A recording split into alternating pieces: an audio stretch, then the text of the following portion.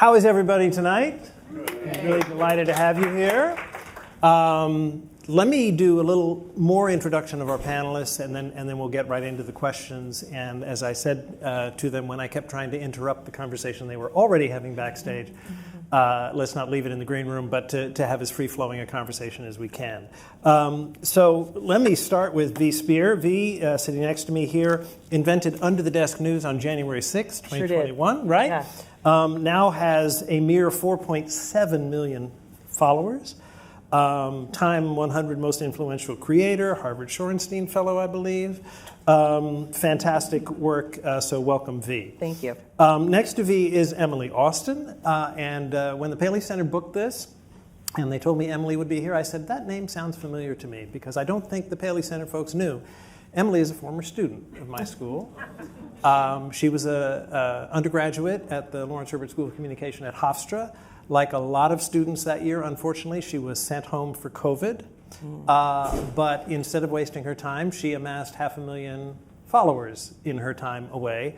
And needless to say, there's been no stopping her since then. And she has 2.6 million followers on Instagram, invented a show called The Hoop Chat, and has done an extraordinary amount of work both in sports and in politics in media. Eric Koch is the founder of Downfield Strategies. He has worked with a whole variety of candidates, including, I just learned, candidates in Poland at one point, but really trying to help political campaigns and causes understand how the media world is changing and how they can use it. And finally, at the end, the person on this panel who actually knows something about something, Jennifer Allen, a scholar from the NYU's Stern School, and she studies technology and social science, actually spent a little time inside Meta at one point and can bring that that perspective bear. So welcome to all of you. Thank you. V, let me start with you. We talked a little before the panel, and the panel is about influencers. You don't really call yourself an influencer. You said it's kind of the worst way to describe what you do. So why don't you tell us all, are you an influencer? Are you a journalist? How do you define it? And if you're a journalist, how are you different from what maybe some of us think of as journalists? Sure. So I hate the term news influencer because I think news influencers are the people we're talking about often. They're the ones influencing the news that then gets delivered. And news influencer also sounds like news salesman, like a little bit like Newsies or something. So when I started Under the Desk News, I was a chef. And I was not a journalist. I was just like a news aggregator, like telling people how I saw things, how they went. And then I got a job at LA Times as the host of their TikTok, and then Washington Post, and then I did stuff with MSNBC. And so I was like in the journalism world, but I was like, am I a journalist? And the line I made for myself is when I do my own direct from source original reporting, then I'll use the word journalist, which is kind of like the thoughts I had between cook or chef. It was like you're a cook until you know you're a chef. And it was like I was V until I started producing something completely original that had impact and I could own. And then now I do identify as journalist. Got it.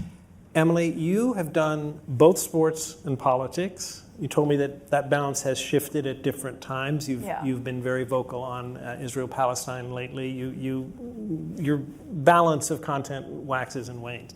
But sort of same question to you. Is influencer a fair term about you? Do you consider yourself a journalist? Where are you in the spectrum? Similar to V, I used to kind of shut down immediately. I'm like, I'm not an influencer. I'm not trying to sell you a product. Now I am trying to sell you my skincare, but that came after the fact, after I had a platform already.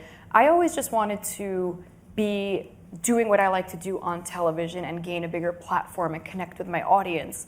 But then I realized, I took it in an insulting way because if I'm just speaking bluntly, I feel like the term influencer got hijacked by like OnlyFans models. And that's fine, but I don't put myself in the same category as them. But then ultimately, if you're an influencer, it means you're a person of influence. And you should have your own niche. I just think when they call me an influencer, specify I'm not limited to social media posting. I go on the news, I engage in debates, I influence sports fans, I guess. I'm not really sure what I'm influencing you to do other than listen to me. I prefer TV personality, content creator, literally anything. But influencer, but in short, I stopped getting offended by the word influencer. Well, they say it with disdain, right? They say it dismissively. When you say it dismissively, then it's like, ew. Yeah. All right, but Eric, if there's one thing you seem to be focused on with the candidates you help is that this is not to be dismissed. as a force in politics anymore, that people like V, like Emily, and many, many others are playing a big role, right? I mean, ignore it at your own peril. The folks on this stage get millions of views on videos, TikToks, YouTube shows, whatever it is. These in some cases are like dwarfing what a cable 7 or 6 p.m. cable show might have. So if you're not a campaign or a government or a cause or someone who's trying to reach people, if you're not reaching out to people like this, then you're not doing a good job of communicating, because the whole point of communicating is to reach people. And if you're not doing it, then what are you doing? And how does that look like when you're immersed in a campaign? Candidate wants to reach those people. What is that? I mean, because all of us go back 20 years, we know it's buying political ads, right? Or it's appearing on the Sunday shows. What does it look like in this world? I mean, it depends. There's some people who have shows that are focused on niche issues. There's some people who have content that's like more general. So you have to really study the field and understand what is this person interested in? Are they mostly interested in foreign policy, domestic policy? Do they care about economics, this and that? Because you can't just expect to put a candidate or someone from a cause or a government official on a show and just say good luck. Mm-hmm. Mm-hmm. And have you guys had outreach from candidates? Do you get? You're both nodding enthusiastically. So talk about that. And it's funny, we're on totally different sides of the aisle too, and we're both like, They know where it's at. Yeah. I believe strongly in what you said. I don't think there is a traditional media anymore. I think it's a little bit of everything, and there isn't a secret formula. It's kind of get what you can. I mean, if you're, let's say, for example, you're running for president, I used to jokingly call President Trump the podcast president, because he would do everything from Joe Rogan to Nelk Boys. And as silly as it came off in the beginning, you're still reaching an audience. Whether they're your audience or not, you're making your opinions heard. And they don't even have to necessarily agree with you, but the fact that you're being platformed to relay your message over to an audience is already enough. You're getting people to hear your message. I think that whether it's an influencer you're reaching out to or someone heavy in foreign policy or domestic policy, they're equally as important, because ultimately they're all going to the voting booth, no matter who they are. Now, Jennifer, you, like I said before, you're one of the people up here who actually knows something about something, and you've studied some of this.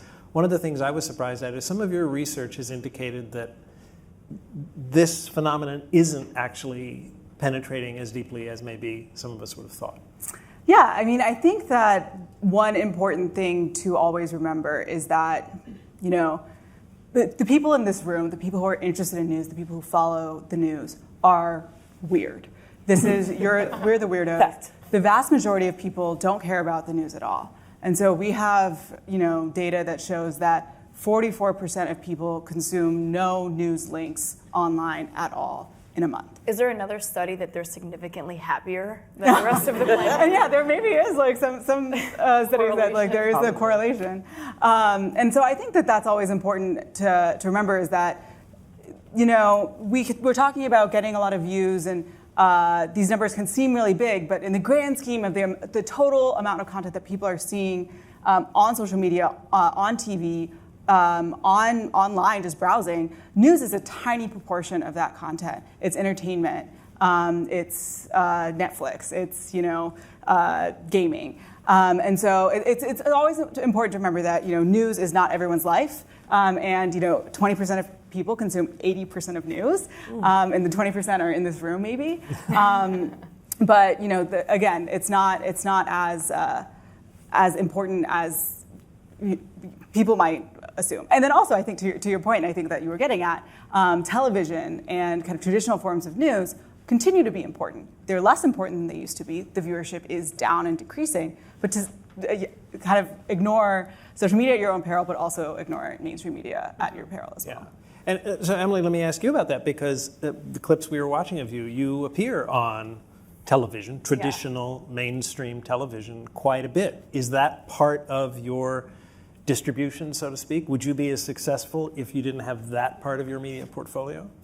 Yes and no. I feel like traditional media, for a person like myself, you're essentially, and not in a disrespectful way, but you are a talking head. There is a teleprompter in front of you, and you have plenty of people working with you on writing your script. But I don't believe you have the full capacity of being as opinionated as you'd like to be. You have limitations on questions. I've been told multiple times, don't say this or that, and I will say this and that. And they won't invite me back, but that's fine because I put my morals first. And I feel like they just give you that block on traditional media. And that's fine. I know they have their rules and regulations. But when we do something independently, it gives us the freedom where we're our own boss. Now, the traditional media has helped drive an audience to then listen to me, because if they like what I say on television, well, guess what? You'll like what I have to say on my own even more. We discussed this briefly last week. As much as I love, going on Fox News and having everyone nod and agree with me, I love going on Abby Phillips and fighting with everyone, because ultimately it's a reality check for myself. Like, yes, people in my sphere agree with me and love me and praise me all the time, but there is another side, and it's easy to get lost in the echo chamber. So it's also nice to watch traditional media, even if I don't agree with it, just to see, okay, well, I still live with these people. I might as well know how they feel. Right. I mean this in the nicest way possible. When I go on TV, it is a favor to them. And I don't, not because I'm like hot shit or anything, but because my audience does not need me to go on TV. Right. They're like, but you have a job. Couldn't you have just made us another video? Or they're afraid that I'm like somehow going to get like captured at 30 Rock and they're never going to let me make my own content again. So when I go on, sometimes I do that like for my mom, right? I do that for my audience's mom, because my mom wants to go and be like, look, V was on MSNBC. I know what that is. That's a legit thing. I can share it with my friends. And some of my, when we say new audiences on social media, I think people always think that means like up and coming 18-year-olds. One of the fastest growing demographics on social media is the boomer generation. So they're new to me and social media, but they're used to watching television. So when they see me and Eamon together or something, they're like, whoa, I like both of them. I'm glad that Eamon has invited you into your world and I've invited Eamon onto my world. And it looks to them like, oh, legacy media and new media are working together. But me going on TV does literally nothing for my follow count. Now, and sometimes can be a hit. You said to me that mainstream media has done a bad job of lifting up creators like you and Emily and others, right? I think that's sort of self-evident. Are they capable of doing that? Do you see a world 10 years down the row where an NBC Universal and a Disney ABC News and a Fox News have a full complement of creators and influencers like you and Emily? They tried. They have to have respect for creators first, right? I mean, CNN Plus lost like $300 billion or something. It was like something crazy because they didn't make creator content. They took their B-roll and put it on social media. Like they were trying to do something that wasn't authentic. I think the right wing has done this very well in the fact that, let's say President Trump comes on the Nelk Boys, which is like a silly boy podcast, and he acts the same way as he does on Fox News. He acts the same way as he does in the Oval Office. Sometimes in Democratic politics, you get a lot of people who like, they really want to own those morals and standards, and so they're so cautious. They're like, well, I'll do B because I'm scared and I know they're not going to like gotcha me, or I'm going to be Chuck Schumer and come on and say the F word on Under the Desk News because I think that's like cool for the kids, right? So if they have to have a level of respect for the platform in the first place, then I think we could have greater success. But right now it feels like it's a completely separate thing where either legacy media people want to come on my show because they're trying to break into social media, but they don't always reciprocate as kindly up. Right. I think one thing that those of us who have worked in cable news can say with confidence is that it is a siloed world now, right? People tend to gravitate towards the content they agree with already, and the algorithms of these various platforms push even more of that content our way. Eric, you've said that that's something for a politician to be successful today. They have to fight. They have to. Yeah, I mean, if you want to be successful, then politics is the art of persuasion, and if you are only going into safe spaces, then you're not persuading. You're not reaching across to bring people into your tent. And I think one of the interesting things in the rise of creators and that type of media is that these are oftentimes like very long form interviews. You go on cable and you might have as little as 3 minutes, right? You could have maybe you have 7. If you got a long segment, you got it's you and an anchor for 5 to 7 minutes. If you're on with a creator, it could go for 30, 40. Rogan does 2.5 hours. I can't. Which is and I like him. Yeah, it's insane. But like I recently had a client who went on Rogan, and there's a way to like prep for an interview, and normally it's normally like these are going to be like the 5 questions you get in this 7-minute interview because like that's how many questions you get. But with Rogan, it's 2.5 hours. It's impossible to sort of sit and prepare for. You can prepare, but what you're doing is you're preparing to have a conversation. And so what I think we're going to see as creators, this sort of like media, continues to unfurl, is that you're going to have politicians that are just more authentic and can hang for a 30-minute interview where some of it's going to be about, foreign policy or domestic policy or whatever, and some of it's going to be like, man, did you see the football game last weekend? Yeah. And you're going to have like elected officials and people who can like actually engage in like substantive conversations but are also like authentic, relatable, because anyone can fake their way through a 5-minute interview on cable. You can absolutely not fake your way through a 2.5-hour Joe Rogan interview. You just cannot do it. You will be exposed immediately. And the same goes for further on down, 20 minutes, 30 minutes, 45 minutes. It is very hard to just kind of just try and milk your way through it. It's impossible. Jennifer, that's one example of the difference between these forms. And when I was talking to you earlier, I've always thought of it as mainstream media versus social media, and you put a frame of organizational media versus influencer media. Can you talk about some of the other differences in where we're coming from and where it looks like we're headed towards? Yeah, so we've done some work that's looking at how the strategies of influencers and organizations differ on, specifically we looked at YouTube. And the first thing that I should say, which I think people have talked about, is that there's a small group of people that consume organizational mainstream news and influencer news together. Actually, most people choose one or the other. And so there are these people that are kind of totally interested in influencer news, and some people who are totally interested in organization news.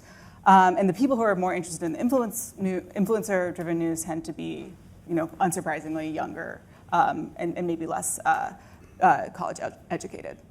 And so, that's kind of one thing on the consumption side. And then in terms of strategies, we see, I think, again, something that people have talked about, this sourcing differences. And so, our influencers are really drawing on other influencers, social media, pulling pulling examples of conflict that they're talking about on their channels. Whereas traditional media are still relying on their same sources. And we do see some cross-pollination, but there is just like a really big difference in where people are getting their information, their sources. And I think one final point is that kind of the topics that influencers are leaning towards compared to organizations, tend to be, and again, I think would come as no surprise, the polarizing topics. It is interpersonal conflict. It is, discrimination. It is, group conflict that is really getting talked about by influencers, and it is also kind of is something that the audience is interested in as well. And so we're seeing that the influencers seem to be potentially more adept to understanding and then maybe reflecting their audience's interests as opposed to kind of the traditional organizational media. So, V and Emily, let me ask each of you, because you've both said that you make an effort to reach out to people who do not agree with you, that part of, I think you said 30% of your audience is conservative. You have.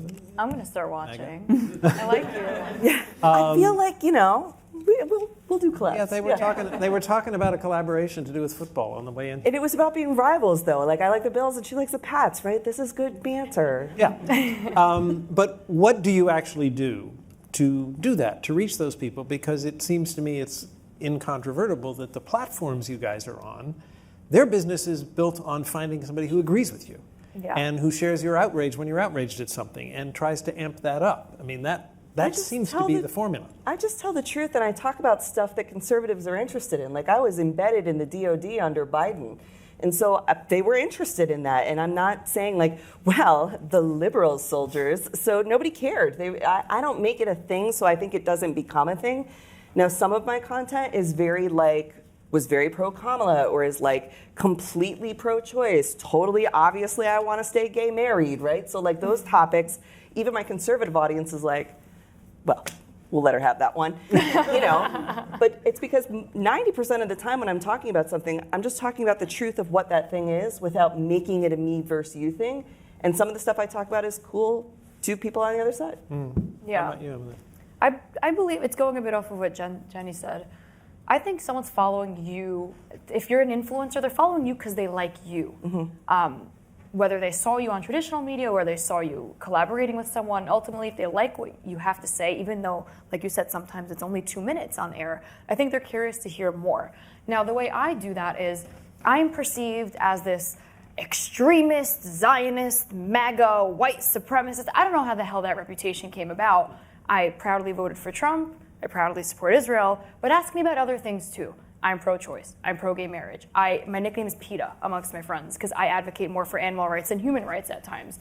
And that's a side of me that when they followed me, they thought they were getting the conservative side, but now I'm showing you like I'm actually more moderately leaning right than this like ultra-right person. Like people one time compared me to Marjorie Taylor Greene and I wanted to like just delete my account forever because I was like, I need to do a better job at showing that I'm not this extreme. And that's something that I struggled with because I said, how do I maintain my audience, but also reach out to a new demographic? And I do believe that these collaborations, which aren't done enough, is the way to go about it. One example that is like even hard to talk about now, but like I loved when Charlie Kirk spoke to Gavin Newsom. Sure. I was like, this is what needs to happen more. And they didn't agree on a lot, but these are the conversations that need to happen. And I will engage, like I will do a collaboration with PETA. And don't get me wrong, I will lose a lot of followers. But I'm like, if you don't believe animals deserve rights, I don't want you following me anyway. They come back though, and sometimes I can tell you how a collab between me and her is going to go because I was on the Meghan McCain show, and I will tell you exactly how it will go.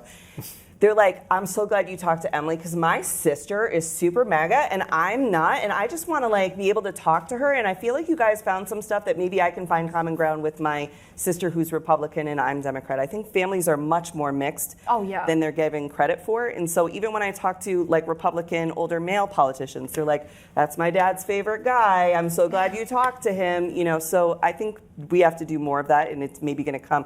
We're not going to get Jen Psaki on Greg Gutfeld, but you might get us. We could. Yeah, I don't know. I would like, maybe Jen could speak. I think we're more agile to do that kind of stuff. Yeah, and I think there are more moderates that maybe are the silent majority. Maybe you could speak to the numbers, but I feel like not everyone's as extreme as we were talking about X in the green room is. Like sometimes I go on X, I'm like, well, that's enough pro-Hitler things for today. It's time to log off. Yeah. But I'm sure there's a lot of moderates too. Maybe I'm not seeing them, but they exist. I hope. I think you are exactly right. They call it the 99-1 rule of social media, where 90 people lurk, 90% of people lurk, 9% of people post occasionally, and 1% of people are kind of like the super posters that are posting all the time. And those posters are more often than not the kind of more extreme, on the more political extremes. And you get into this situation where actually it's not really so much the echo chambers issue. Actually, on social media, sometimes we see people from the other side. More than we maybe would see in our everyday lives. Yeah. But the people that we see from the other side are often, the most extreme voices that are repackaged and put into our feed, maybe kind of dunked on by, our team. And so it's kind of a broken prism and is one metaphor that's been used for social media rather than an echo chamber, where what you're seeing on the other side is the extreme voices. But you should always remember that the vast majority of people are not so interested in politics and probably don't agree with the things that are being posted. And another thing to remember about some of these platforms too is a lot of them are now just like fully overrun with like foreign bots. How do we get rid like of that? It's so like today there was I saw a post, I forget what it was, and it was Newt Gingrich had chastised Abigail Spanberger for not voting for a continuing resolution in Congress. She is not in Congress right now. But I was like, this is actually kind of interesting because I wanted to see what the comments were. And so there was a lot of people obviously being like, dude, are you kidding me? Like, she's not in Congress. But then there was a lot of like, a lot of people who were like agreeing with him or like or being like, yeah, like what the hell? And I was like going through their profiles and I was like, these are not human beings. Like they're just like troll farms in St. Petersburg or wherever. And it's X as a platform is like a borderline unworkable thing. How do I get that? Bots? I know, I Yeah, want they're only nice against bots. me. Yeah. How do we get I nice Googled bots? myself on, I YouTube searched myself, because I never really did that before. And I was like, oh my God, like, what is this? I saw one thing, it's number one on YouTube if you search my name. It says, Dave Smith absolutely annihilates Emily Austin. And I'm like, I don't recall ever getting annihilated on any platform, but let me just check this out. And by the way, it's the most normal conversation I've ever had with this guy who just disagrees with me. And I went through the comments and it was all accounts from like Turkey or Iran. And it was just like, yeah, I hate Emily Austin. And I was like, damn, I hate her too now after reading this. It's really like, it really... but it affects the algorithm, because that video's number one. Yeah, it creates incredibly... And then like what happens is then the humans see the bot and are like, what the hell? And then like people start like, you get humans arguing with bots and bots arguing back with humans. And it's like, it's just it's completely fake. It's not like it's not a real person that you're arguing with, but it's like if it creates this like toxic environment. So we've obviously just gone through a situation where a major corporation took somebody off the air because of what appeared to be a pretty explicit threat from the head of the FCC. And after all, the airwaves are regulated. There is a regulatory mechanism, whatever you think about whether that was a legitimate use of that power. But the platforms you guys are on are pretty much the wild, wild west. There's no licensing there. There's no particular regulation. Do audiences deserve more transparency about who owns these platforms, how the algorithms actually put things in our feed? Because we really have no information about that, right? Does the political system deserve that kind of information? I mean, yeah, it's funny because who I was talking to, but like so much of television is still regulated by laws that were written for like radio. And so if you're thinking about like laws that might need to be updated, like it's like the, Telephone Act of like 1920 something, like regulates like a whole, that's how they got to net neutrality at first. Right. So I probably think it's worth it to think about ways to create like more transparency. I guess I'd be hesitant to really dig into like creators because like I don't know, it feels somewhat like invasion of privacy. But we did have a few years ago a whole slew of people that got exposed for taking money from like Malaysia and Russia and Qatar and like to run these basically to like launder pro-Malaysian propaganda through through news. So it's clearly a problem, and it is something that's worth looking at. I don't know, sometimes I'm tired and I just get McDonald's on the way home and I don't want to know what's in it. And I think if you think about the consumer of social media, I make content for people who are in the bathroom and 20 minutes before they go to bed. Like, I know that's when I'm with you. So I don't know that the average social media consumer who is coming to the app for escapism, entertainment, maybe a little bit of information if it's presented in a fun way, is thinking all that deeply about it. So then it becomes like, okay, well, different organizations are trying to create a certification system that would give you a little badge that you could say, well, I'm a Harvard-approved fact teller. Like, I want that, but my audience doesn't care about that. They like me, so they trust me. So I think it might be sort of like a fruitless endeavor to try and do that when you consider that there are 1 billion people on social media that make content. And if you get somebody to sort of like say, well, you have to pass this test before you can get this badge, like I think you'll be 15 news cycles behind. But if among the 1 billion creators there are an additional 2 billion bots being funded by the Chinese government? I think we should do something about the bots. I mean, I would love to see them crack down on the bots for sure, and like artificial content. TikTok does that now. They demonetize you if you use AI in your content, which could be everything from voice, the like trickster voice effect you could do. Yeah, if you use the voices, you can't monetize that voice.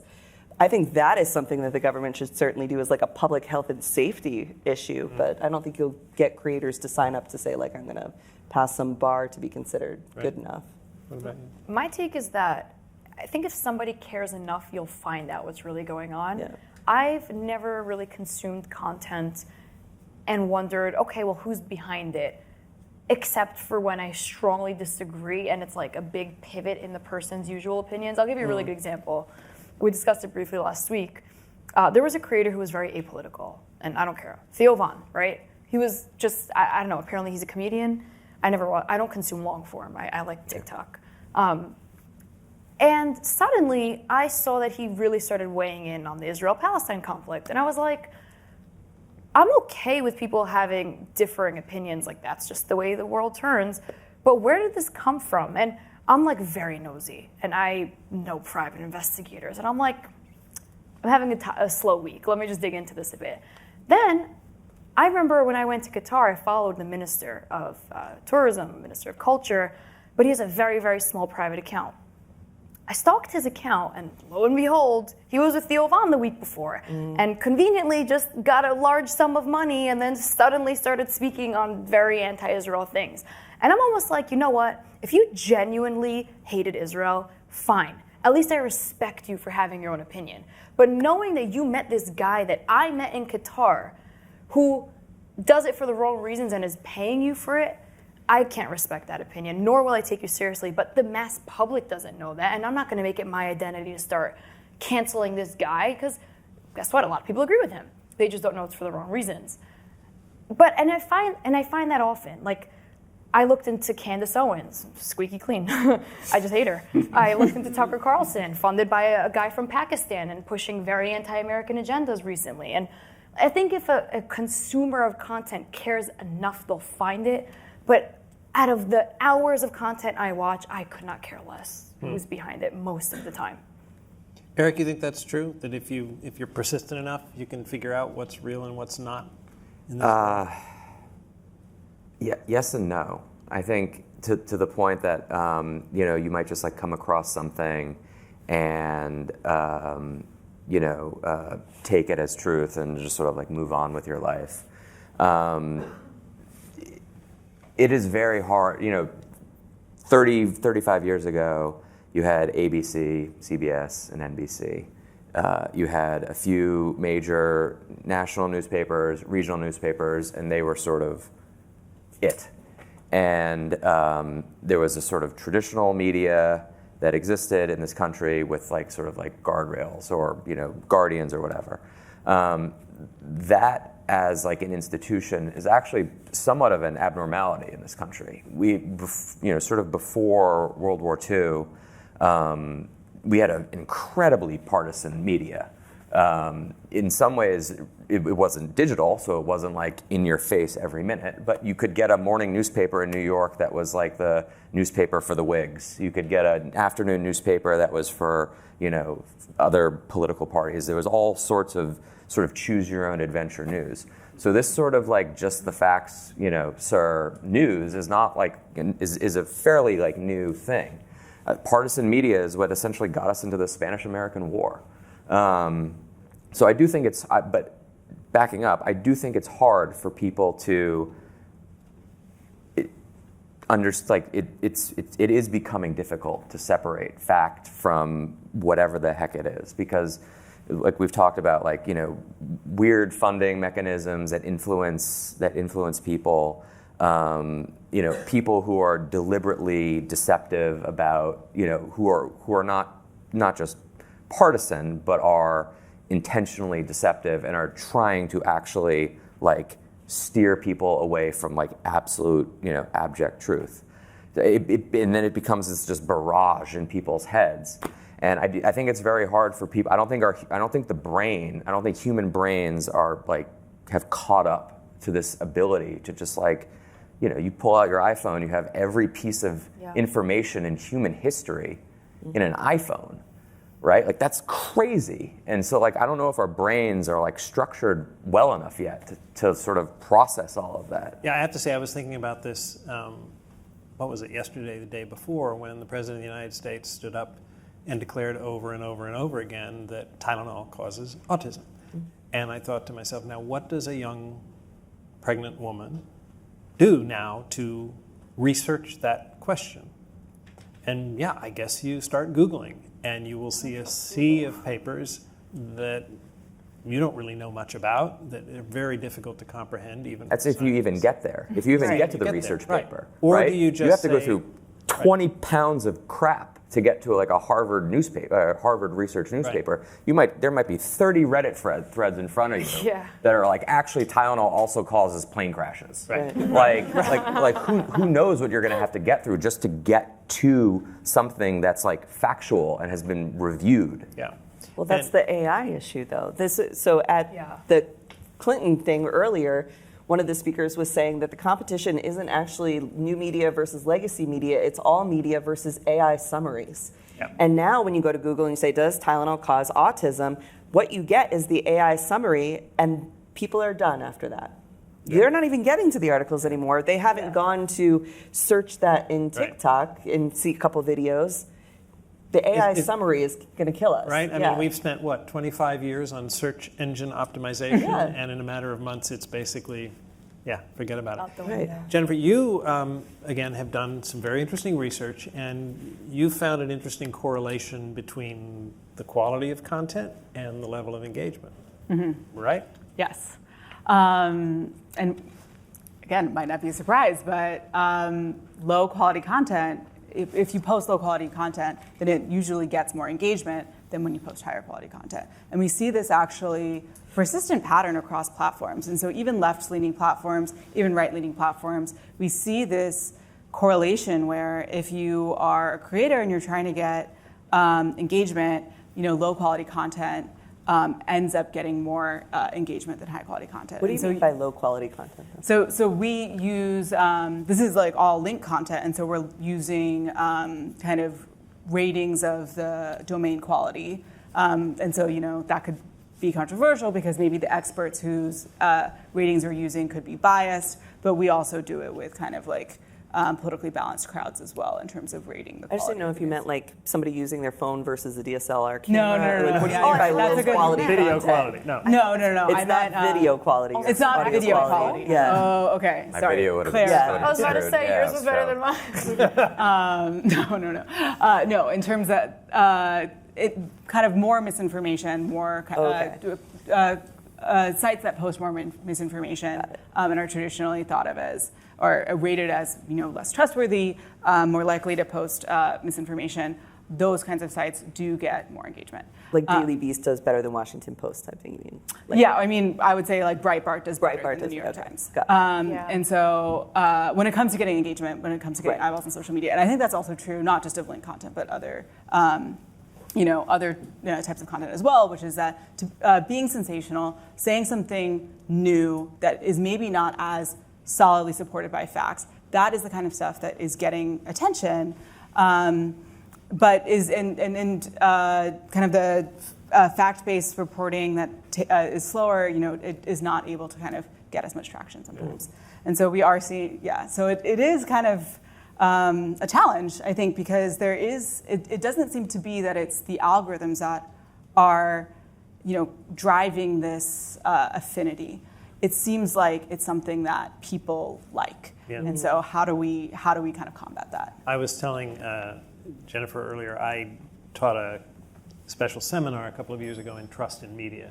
And at the very first class with about 20 undergraduates, I put a graph on the wall. The y-axis was, the positive end was I watch it a lot. The bottom was I don't watch it at all.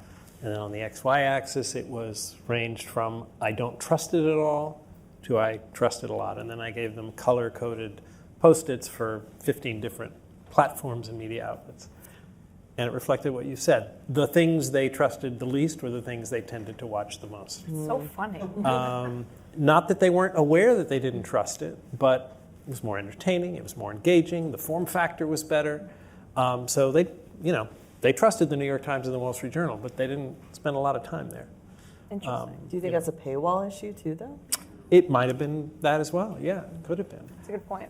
Yeah. They give you all the crappy news for free, man. That's that's just how it is. Eric, I think for someone like me who sort of grew up in traditional media, you look out at what political media has become and how we inhabit this world now is kind of scary.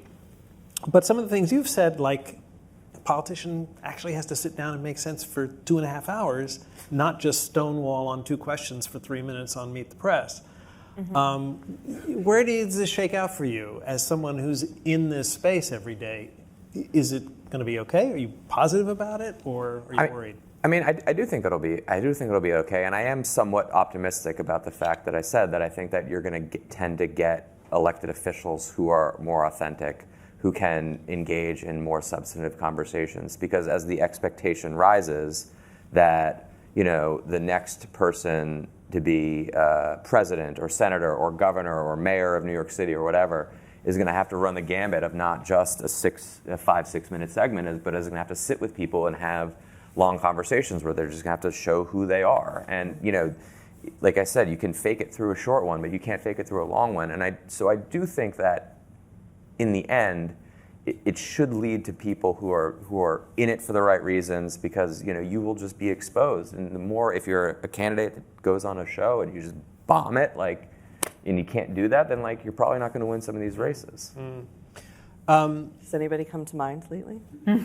Issue Torres? I don't know. No one that necessarily has like bombed an interview recently, but like I do think like, so take like Marie Glueson-Kemperez in Southwest Washington. She is a congresswoman in a very rural area. As part of it is urban. She's in a Trump district. Trump won the district by like 4 or 5, and she won it last time by about 2 or 3. And she's someone I work with. She's someone who is extremely relatable and finds like niche issues that are just like important to her community, and it finds very interesting ways to talk about it. But when you ask her about climate change, she's got an auto repair shop. That's what she is. You ask her about climate change, it's not some sort of pie in the sky thing. When she talks about it, she talks about how if it's 120 degrees in her auto shop, she can't work. And so that's not like she's a person who's like real and can give these types of sort of real world answers that are relatable, and I think that's why people like her. That's why she has a lot of people who pull a lever for Donald Trump and pull a lever for her. That's why my she district wins. is the same in Hewlett. We have a Democratic congresswoman, and I wanted to dislike her, but she was so nice and she made so much sense, and I was like, I really liked the congressman before you, who was a Republican, and I literally DM'd her on Twitter. I'm like, I really like you, like a lot. Yeah, I think you were also talking to me about Jim Tallarico in Texas, who's another person. If you guys haven't seen him, this is a state level politician who I don't think in a mainstream media world I ever would have been aware of. Yeah. And yet he pops up in all sorts of interesting ways, talking thoughtfully, even in the legislature. Yeah. Him, Mallory McMorrow, in the same vein, people who like amass these followings online. They had James and Mallory both had sort of like viral moments where they gave like very impassioned speeches, a few years ago, and then just kind of like blew up online. And then in turn, James is running for Senate in Texas, Mallory's running for Senate in Michigan. And they've been able to sort of harness that ability to communicate. Mallory came out with a video a couple weeks ago about NFL Red Zone and about how fans were getting screwed over by like commercials and stuff, and it just like took off because like clearly she like understood the issue. It's both like an economics issue and just a cultural issue, and she knew how to marry it together. And then all of a sudden, it just took off. I do want to say one thing, which is I've done some work in this area, and I do think that there is a difference between viewership and getting views and attention and persuasion. And we've done studies on this where we take political ads and we say we measure how much it persuades people, and then we also measure how many likes, how much attention it got on social media, and these things are uncorrelated. And so that's also something, they're not related to each other. And so going viral is something that can be, good for name recognition. It doesn't necessarily mean you're changing hearts and minds always. Of course, to have any chance of changing a heart and mind, people have to see you at some point. And so it's kind of like a prerequisite that you have to be seen. But the most viral videos, and this is true in the ad world. I come from kind of, I have a PhD in a business school in in a marketing group. And this is true of ads. It's like the viral ads do not necessarily drive sales. The viral ads do not necessarily drive votes either. And so I think that's just kind of an important thing to remember as well. In 2020, people probably remember a lot of like those Lincoln Project ads, which went like mega viral, but they were like the least persuasive out of any ads. The most persuasive ads are typically not the ones that like quite likely people in New York City are seeing, right? The most persuasive ads are the ones that are in, in swing states and stuff like that. So let me finish up here with our two influencers, or influencers by another name. Been here for hours, Mark. But I want to ask one question, because I think one thing pretty much everybody would agree that we've seen recently in our politics is the coarsening of the dialogue. Mm-hmm. It's gotten tougher, it's gotten meaner. Some would argue that some of the horrible violence we've been seeing is tied to that. As people who speak and have an audience in that world, is there anything that can be done, do you think, to turn the dial down on that a little bit in the American body politic? So my promise to the audience is that I'll give you the day's news and events in a safe space, from a safe space in a kind way. That's the promise. And so that includes comment filters. That includes not allowing really hateful rhetoric or whatever that, like I have the word jab. You can't say that on my comments. So people can make the comment, but it won't come through. Because the promise is that if you come here, you'll be safe watching me. You'll be safe in the comments having conversations with each other. If you share it, there'll be a sort of one space on the internet that doesn't thrive on the virality of being nasty. And I probably could have double or triple the following if I would debate or be nasty or do all these other things. But the promise that I made people was that this will be a safe space for the day's news and events. I'll give you 3 minutes if you can't take anything else. And so protecting that, I think, is creating a space and showing people you can have massive success without being super hateful. You can do a collab with Emily and then go on your show and I'll go on my show, right? Like it's not all or nothing everything. And I think folks are really desperate for that. My platform is designed to reflect everything I believe in. And my deep belief is that not everything is black or white in life. And a lot of people like to pretend it's as simple as Democrat or Republican, or they love to put titles on it, or whether it's gender, whatever it is, it's not black or white. You're a human first, and there's always space to have conversations. And my famous line this month especially is, you don't need to agree with someone to have respect for them. If you are the most crazy, psychopathic person that I've ever encountered, but you approach me with respect, I will respect you back.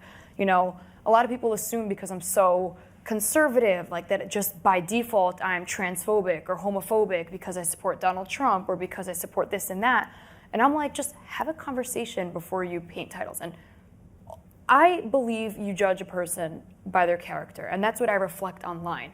Because my friendships, my collaborations, the people I engage with could be the most left-wing people, but we are friends over liking the Knicks or over our collaborations with PETA. And when my audience see that, it's almost a culture shock, like, how is Emily talking to that person? And my question is, why aren't you?